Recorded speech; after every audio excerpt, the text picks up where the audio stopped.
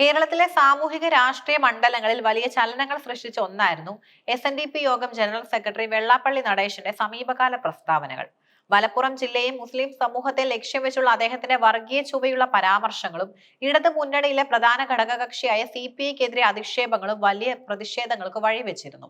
ആദ്യഘട്ടത്തിൽ ഈ വിഷയത്തിൽ മൗനം പാലിക്കുകയോ മൃദു സമീപനം സ്വീകരിക്കുകയോ ചെയ്ത CPM നേതൃത്വം ഇപ്പോൾ പരസ്യമായി വെള്ളാപ്പള്ളിയെ തള്ളി രംഗത്തെത്തിയിരിക്കുന്നത് കേരള രാഷ്ട്രീയത്തിലെ പുതിയൊരു ദിശാമാറ്റത്തെയാണ് സൂചിപ്പിക്കുന്നത്. CPM സംസ്ഥാന സെക്രട്ടറി MV ഗോവിന്ദന്റെ പ്രതികരണം ഈ സാഹചര്യത്തിൽ അതീവ പ്രാധാന്യം അർഹിക്കുന്നു. വെള്ളാപ്പള്ളി നടേശൻ പലപ്പോഴായി നടത്തിയ മലപ്പുറം വിരുദ്ധ പരാമർശങ്ങൾ ഒരു പ്രദേശത്തെയും അവിടുത്തെ ജനതയെയും അപകീർത്തിപ്പെടുത്തുന്നതായിരുന്നു. മലപ്പുറം എന്നാൽ ഒരു പ്രത്യേക വിഭാഗത്തിന്റെ കേന്ദ്രമാണെന്നും അവിടെ വർഗീയതയാണെന്നുമുള്ള ആഖ്യാനങ്ങൾ സംഘപരിവാർ അജണ്ടയുടെ ഭാഗമാണെന്ന വിമർശനം നേരത്തെ തന്നെ ഉയർന്നിരുന്നു. ഒരു പ്രദേശത്തെയോ ജനതയോ വർഗീയമായി ചിത്രീകരിക്കുന്ന നിലപാടിനോട് വെള്ളാപ്പള്ളി ആയാലും യോജിപ്പില്ലെന്ന് ഗോവിന്ദൻ വ്യക്തമാക്കി. ഇത് പാർട്ടിയുടെ മതേതര നിലപാടിന്റെ ഭാഗമാണെന്നും അദ്ദേഹം ഊന്നി പറഞ്ഞു.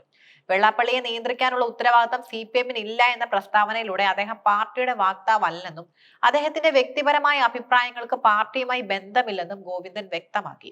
നല്ല കാര്യങ്ങൾ പറഞ്ഞാൽ അംഗീകരിക്കും, എന്നാൽ വർഗീയത പറഞ്ഞാൽ തള്ളും എന്ന നയം ഇതിലൂടെ വ്യക്തമാക്കപ്പെട്ടു. തദ്ദേശ തിരഞ്ഞെടുപ്പിലെ തിരിച്ചടികൾക്ക് ശേഷം CPM നടത്തുന്ന ആത്മപരിശോധനയുടെ ഭാഗം കൂടിയാണ് ഈ നിലപാട് മാറ്റം.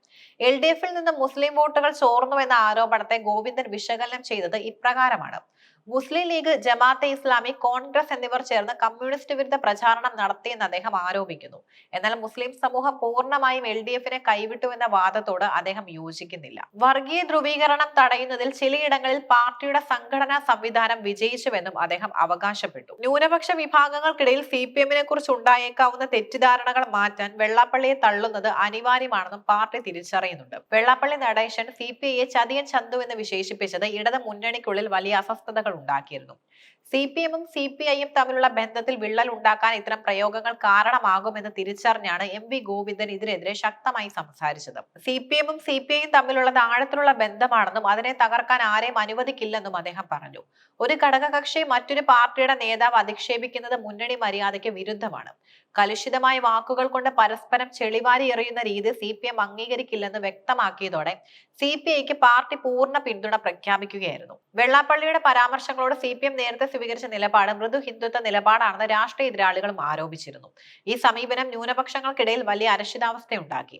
തദ്ദേശ തിരഞ്ഞെടുപ്പിൽ മലപ്പുറം, പൊന്നാനി തുടങ്ങിയ മേഖലകളിൽ LDFനുണ്ടായ വോട്ട് ചോർച്ചയ്ക്ക് കാരണം ഇത്തരം വർഗീയ പരാമർശങ്ങളോട് പാർട്ടി പുലർത്തിയ മൗനമാണെന്ന വിമർശനം പാർട്ടിക്ക് അകത്തുനിന്ന് തന്നെ ഉയർന്നു. തിരഞ്ഞെടുപ്പ് ഫലം വന്നതിന് പിന്നാലെ ന്യൂനപക്ഷങ്ങളെ വിശ്വാസത്തിൽ എടുക്കാതെ കേരളത്തിൽ മുന്നോട്ട് പോകാൻ കഴിയില്ലെന്ന് CPMും തിരിച്ചറിയുന്നു. ഇതിന്റെ ഭാഗമായാണ് വെള്ളാപ്പള്ളിയെ പരസ്യമായി തള്ളി പറയാൻ MV ഗോവിന്ദൻ തയ്യാറായത്. രാഷ്ട്രീയ ചർച്ചകൾക്കിടയിൽ ശബരിമല സ്വർണ്ണക്കൊള്ള വിഷയത്തിലും MV ഗോവിന്ദൻ നിലപാട് വ്യക്തമാക്കി. ഭക്തരുടെ വികാരങ്ങളെ മാനിച്ചുകൊണ്ടുള്ള പ്രതികരണമായിരുന്നു അത്. പ്രത്യേക അന്വേഷണ സംഘം നടത്തുന്ന അന്വേഷണത്തെ പാർട്ടി പൂർണ്ണമായും പിന്തുണയ്ക്കുന്നു. അയ്യപ്പന്റെ സ്വർണം നഷ്ടപ്പെട്ടതിൽ കുറ്റക്കാരായ ആരെയും സംരക്ഷിക്കില്ല. നഷ്ടപ്പെട്ട ഓരോ തരി സ്വർണവും കണ്ടെടുക്കണമെന്നും അതിന് പിന്നിലുള്ള ഗൂഢാലോചന പുറത്തു കൊണ്ടുവരണമെന്നും അദ്ദേഹം ആവശ്യപ്പെട്ടു. വിശ്വാസികളെയും പൊതുസമൂഹത്തെയും ഒരുപോലെ തൃപ്തിപ്പെടുത്തുന്ന നിലപാടാണിത്. മാധ്യമങ്ങൾ കമ്മ്യൂണിസ്റ്റ് വിരുദ്ധ പ്രചാരണം നടത്തുന്നു എന്ന ആരോപണം ഗോവിന്ദൻ ആവർത്തിച്ചു.